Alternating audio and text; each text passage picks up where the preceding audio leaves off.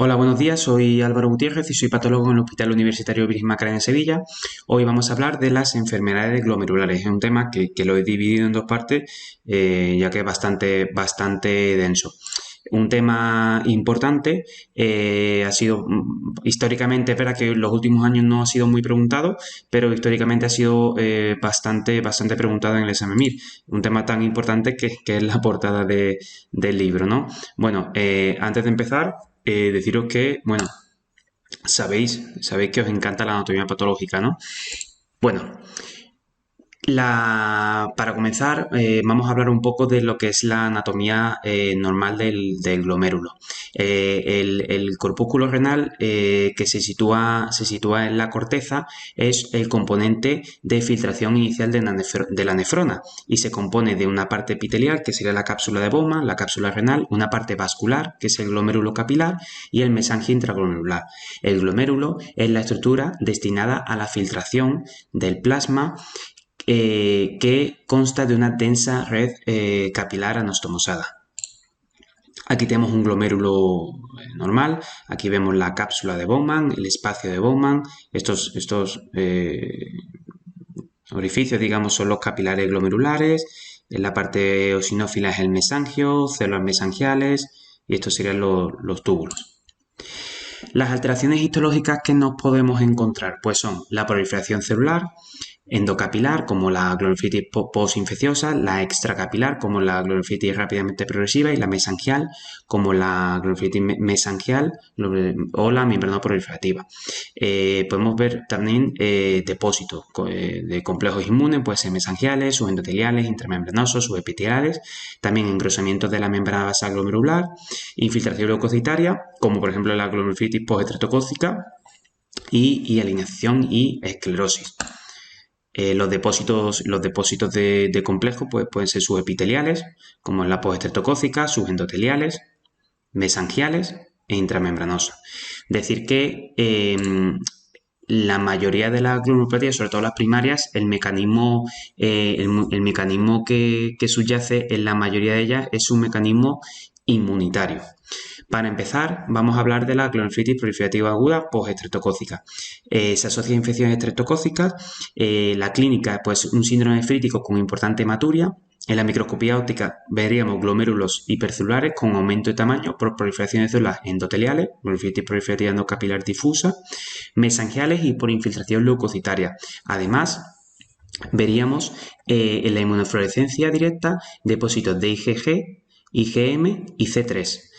Y en la microscopía electrónica veríamos los HUMS. ¿Qué son los HUMS? Los HUMS son depósitos subepiteliales en forma de joroba. Aquí tenemos un dibujito de lo que sería esta glomurulopatía, donde vemos el aumento de las células endoteliales, el aumento de las células y de la matriz mesangial, los HUMS, las famosas jorobas, y los polimorfonucleares. Bueno, una pregunta del MIR. Una de las siguientes características morfológicas no corresponde a la glomerulitis proliferativa aguda postestreptocócica. Infiltración glomerular por neutrófilos, hemos visto que sí. Proliferación de células endoteliales y mesangiales, hemos visto que también. Depósitos subepiteliales de material electrón denso, los HUMS con forma de joroba, hemos visto que también. Entonces nos quedaría depósitos mesangiales de IgA, que es propio de la nefropatía por IgA, ¿vale? La glomerulitis rápidamente progresiva. Esta entidad es esencial, es muy importante que lo aprendáis de cara al examen. Ha sido muy preguntada por las famosas semilunas. Clínica, pérdida rápida y progresiva de la función renal. En la microscopía óptica lo que tenemos es una presencia de semilunas en la mayoría de los glomérulos, que es la proliferación extracapilar extensa, ¿vale? Son la formación de semilunas. Por inmunofluorescencia podemos distinguir tres tipos. La tipo 1, que sería la que presenta anticuerpos antimembrana basal glomerular y depósito lineal de inmunoglobulinas y complementos, que el famoso síndrome de Guth-Pasteur, que ha sido muy preguntado, y acordaros de la formación de las semilunas. Este síndrome asocia insuficiencia renal más hemorragia pulmonar. El tipo 2, mediada por inmunocomplejos, y el tipo 3, que no tiene ni anticuerpo antimembrana basal glomerular ni inmunocomplejos.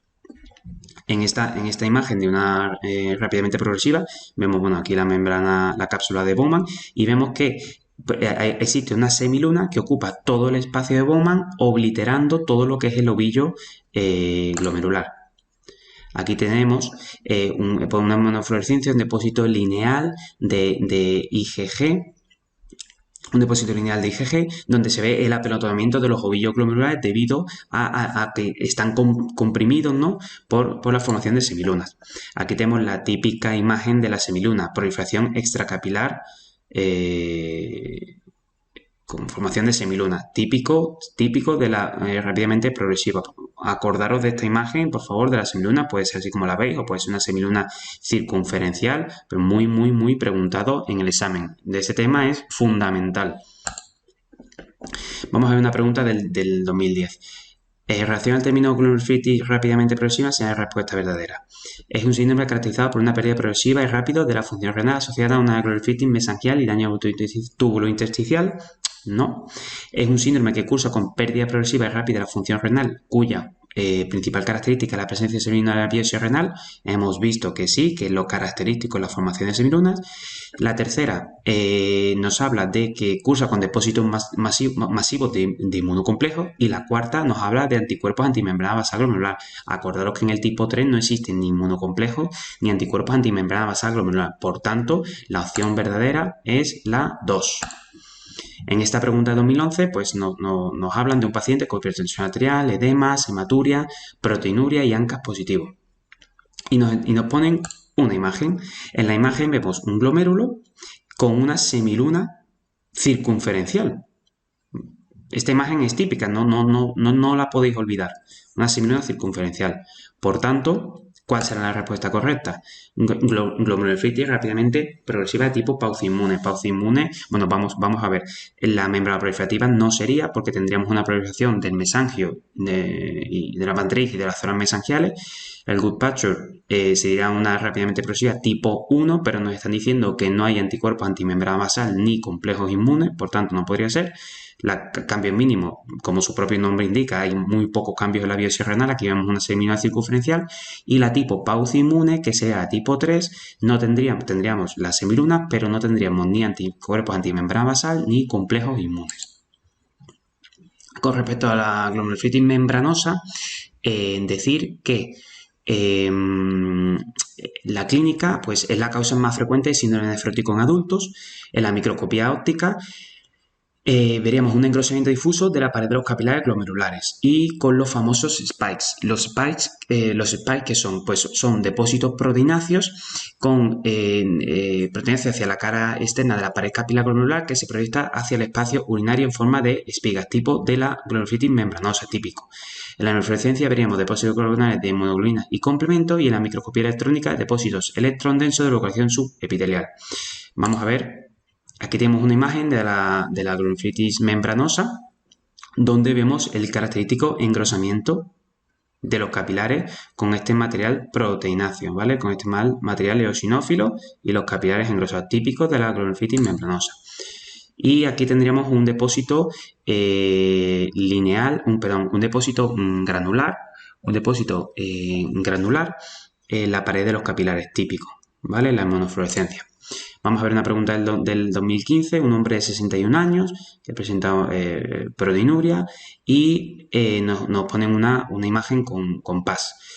Y nos hablan de arteriolas con pared engrosada, aspecto hialino, con depósito de IgG y C3 en el glomérulo de carácter granular. ¿Cuál es el diagnóstico? La imagen que nos muestra, pues la imagen es con la técnica de PAS, donde vemos el engrosamiento de los capilares glomerulares y nos están diciendo que tienen un depósito de IgG y C3 de carácter granular. Glomerulonefritis membranosa, lo acabamos de ver. Una amiloidosis, para poder diagnosticar la lesión se precisa tinción de rojo Congo. Para descartar una amiloidosis, no, porque la amiloidosis tendríamos un material amorfo que no lo estamos viendo aquí.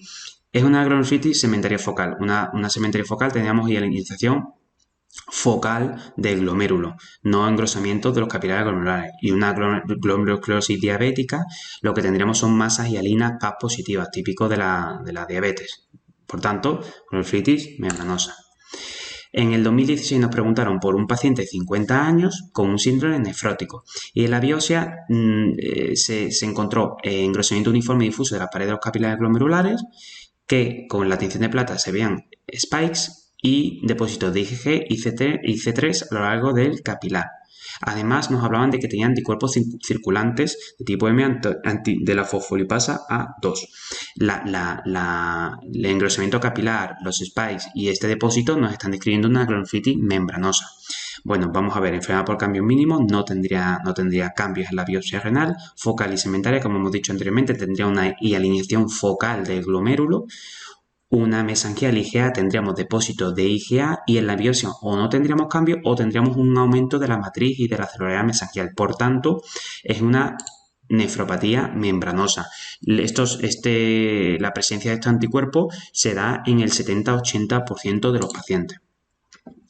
Y por último, para acabar con esta parte del tema, la enfermedad por cambio mínimo, como su propio nombre dice, es la causa más frecuente del síndrome, como su propio nombre dice, perdón, es la microscopía óptica, tiene alteraciones escasas o con un ligero aumento del mesangio, pero normalmente no hay nulas alteraciones. Y es la causa más frecuente del síndrome nefrótico en niños, que mejora de manera espectacular con corticoides. Y en la inmunofluorescencia tendremos ausencia de depósitos. Aquí tenemos imágenes, pues glómerulos prácticamente normales o quizá con un ligero aumento del mesangio, pero prácticamente normales.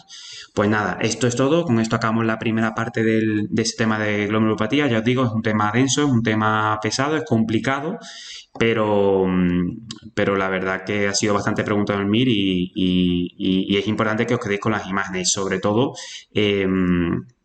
con la rápidamente progresiva y la formación de semiluna, es fundamental.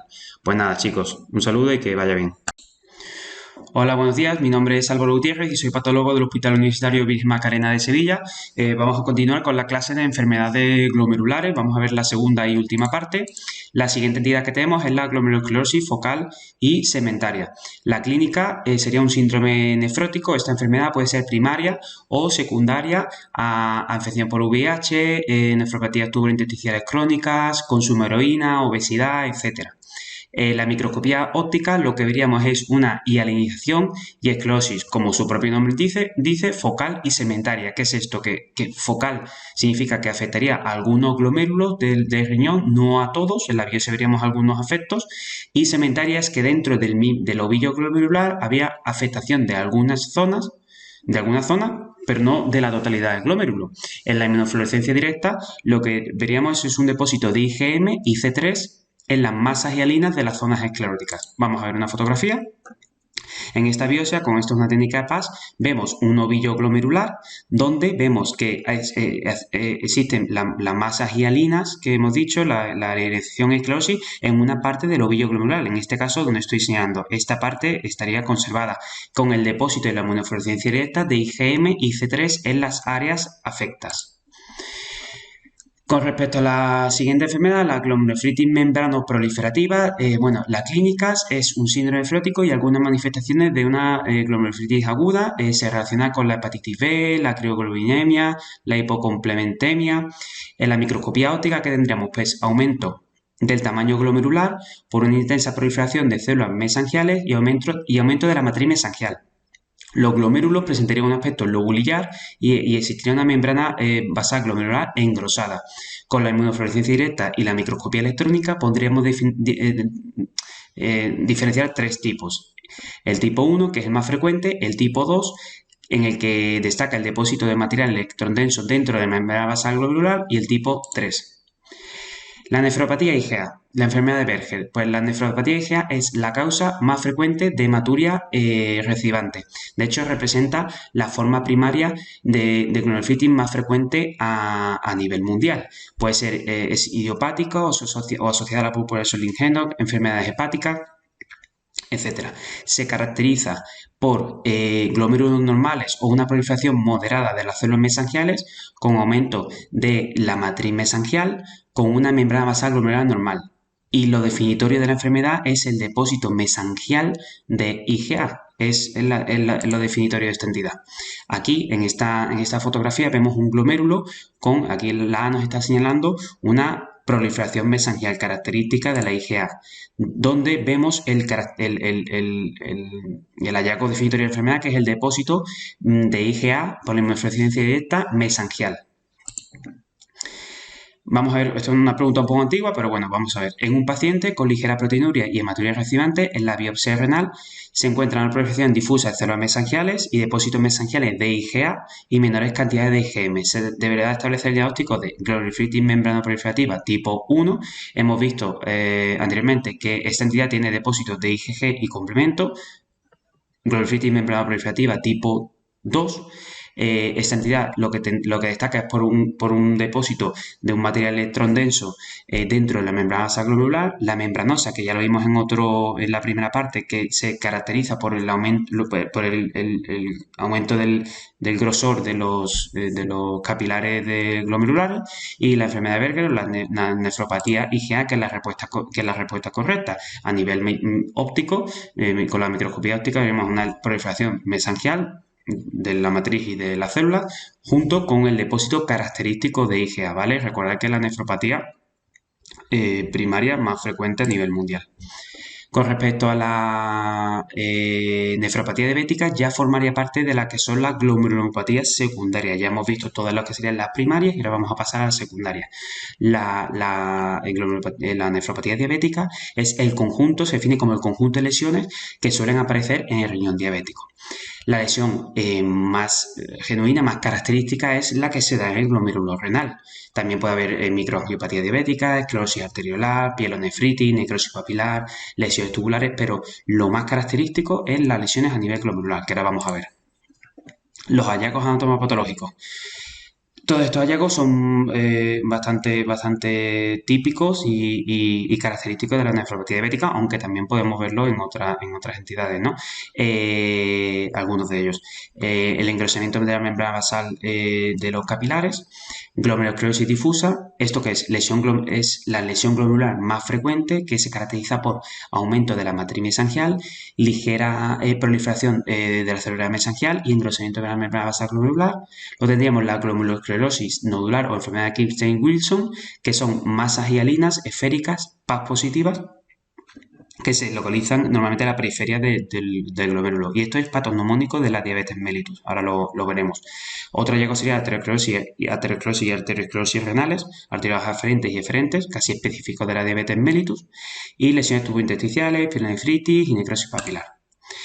En esta imagen vemos la glomerulosclerosis nodular, la enfermedad de Klippstein-Wilson de la diabetes, característica de la diabetes mellitus, lo hemos visto anteriormente, donde vemos las masas hialinas esféricas, PAS positivos en la periferia del glomérulo, muy característico de la diabetes mellitus.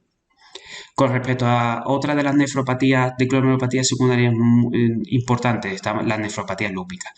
Casi todos los pacientes con lupus presentan afectación histológica, presentan hallazgos histológicos, el 50% de ellos presentan clínica. La teoría, el origen de esta lesión es depósitos de complejos DNA, anti-DNA, y existen 5 patrones histológicos característicos. El 1 es la clase 1, riñón normal, muy poco frecuente. El 2 sería la glomerulofritis lúpica mesangial, con un 20% de los casos. El 3 sería la proliferativa focal, un 25% de los casos. El 4, que sería el 50% de los casos, que es la glomerulofritis proliferativa difusa, que es la más frecuente, como hemos dicho, la de peropronóstico. Se caracteriza por una proliferación celular difusa mesangial, endotelial y epitelial, esta última menos frecuente, con necrosis fibrinoide, cuerpos de hematoxilina, trombos hialinos y asa de alambre. Ahora vamos a ver qué es esto. Y por último, la glomerulofritis membranosa, que es la clase 5.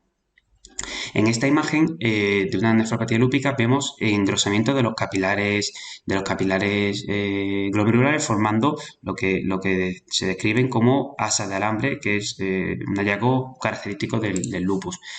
En esta otra imagen vemos cómo, donde tenemos la letra A, fragmentos nucleares degradados, focos de necrosis fibrinoide, que son los cuerpos hematoxilínicos. Los cuerpos de hematocilina en lupus relativamente específicos y son áreas focales de necrosis que contienen estos fragmentos nucleares degradados, ¿vale? Característicos del lupus. Para acabar, pues bueno, la nefropatía hipertensiva, la nefroesclerosis benigna, asociada a hipertensión y edad, como hallazgos, engrosamiento y alineación de las paredes vasculares, y la nefroesclerosis maligna, dos tipos de lesiones: necrosis fibrinoide de las arterias, arteriolitis esclerosante más infiltrado inflamatorio, y arteriolitis hiperplásica. Esta arteriolitis hiperplásica es una proliferación en hojas de cebolla de células miofibrilares de la íntima de las arterias interlobulares. Bueno, sé que el tema es un poco denso, pero bueno, vamos a ver lo más importante del tema, lo que más nos han preguntado y lo que más nos pueden volver a preguntar. Glomerulonefritis rápidamente progresiva. Acordaros, por favor, las semilunas epiteliales, que son, ya lo explicamos en la primera parte, proliferaciones extracapilares de la cápsula de Bowman. El síndrome de Goodpasture, que es un tipo de glomerulonefritis rápidamente progresiva, se produce por anticuerpos antimembrana basal glomerular y alveolar con la hematuria y la hemorragia pulmonar, con depósitos lineales de inmunocomplejos por inmunofluorescencia directa. Semilunas, acordaros. La nefropatía IgA se caracteriza por una hematuria recidivante que puede asociar púrpura Sjögren, enfermedades hepáticas, y se caracteriza por un aumento de la matriz mesangial con una membrana basal glomerular normal y el característico depósito mesangial de IgA, nefropatía más frecuente a nivel mundial. La membrana proliferativa, pues relacionada con la hepatitis B, crioglobulinemia, hipocomplementemia, se caracteriza por el engrosamiento de la membrana basal glomerular, y la membranosa, caracterizada por depósitos supraendotirales y extramembranosos. Estas dos fotos que os pongo aquí es para que no se os olvide, ¿vale? Para que no se os olvide las semilunas de la glomerulonefritis rápidamente progresiva. Si no es Goodpasture, nos lo pueden preguntar con esta imagen, bueno, o cualquiera de los tipos de la rápidamente progresiva. Aquí tendríamos la semiluna, la proliferación extracapilar, el glomérulo, le sale esta especie de sombrerito, y aquí tendríamos una semiluna circunferencial, está prácticamente rodeando la totalidad del glomérulo. Con respecto a la nefropatía diabética, pues acordaros, la lesión más genuina más típica es la que afecta al glomérulo, con un engrosamiento de la membrana basal glomerular, nódulos hialino-mesangiales, la glomerulopatía de Kilsane-Wilson, que es patognomónico, lo que hemos visto antes, los nódulos hialinizados PAS positivos en la periferia del glomérulo, y la glomerulonefritis lúpica, que tiene los 5 patrones que hemos visto, siendo la más frecuente y más grave la proliferativa difusa, con el 50% de los casos, que se caracteriza por la proliferación mesangial, la necrosis fibrinoide con los cuerpos hematosilínicos, las asas de alambre, etcétera. Bueno, hasta aquí estos dos densos temas de glomerulopatía. Espero que os hayan servido. Acordaros de estas dos diapositivas últimas de reprimir, que son los conceptos más importantes, y acordaros de las semilunas. Suerte y que os vaya muy bien.